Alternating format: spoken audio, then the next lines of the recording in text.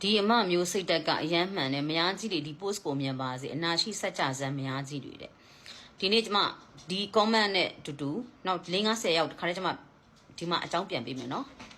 ကျမလေမယားကြီးမရင်ငယ်ကိစ္စပြောနေရမဟုတ်ဘူးနော်ရီးစားဘဝမှာကြိုက်ပြီးတော့မယူဖြစ်ပဲနဲ့တခြားတစ်ယောက်ကိုယူသွားတယ်အဲ့ဒီမှာအဲ့ဂျာယူသွားတဲ့ main ကလေးတရားဝင်မိန်းမဖြစ်သွားတဲ့တိုင်အောင်မရင်ငယ်လိုက်ခံနေတဲ့ရီးစားဟောင်းခေါင်းစဉ်အောက်ကမရင်ငယ်မတွေကိုရည်ရွယ်ပြီးတော့ပြောတာဒီ post ကနော်အဲ့တော့ယူဆချက်တွေမှားနေတယ်ဒီနေ့ကျမရဲ့ဒီ post ကို share သွားတဲ့နော်တခြား page တွေမှာလည်းတွေ့တယ် YouTube မှာလည်းတွေ့တယ်မှားနေပြီနော်ကျမပြောနေတာကမိန်းမရှိပါရက်နဲ့ဖောက်ပြန်တဲ့ယောက်ျားနဲ့နော်ယောက်ျားဖောက်ပြန်တဲ့ယောက်ျားနဲ့မယားကြီးလက်ထက်ကလာနှိုက်တဲ့မိန်းမတွေကိုဆိုလိုနေတာမဟုတ်ဘူးရီးစားပေါင်း1000လင်းကောင်တယောက်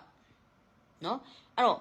ကိုနဲ့မယူဖြစ်ပဲနဲ့သူများနဲ့ယူသွားတဲ့ယောက်ျားနောက်ကိုငါကရီးစားဟောင်းမယ်ငါကရီးစားဦးပဲဆိုပြီးတော့လိုက်ခံတဲ့မိန်းမတွေနဲ့လိုက်နှိုက်တဲ့ယောက်ျားတွေကိုဆိုလိုနေတာ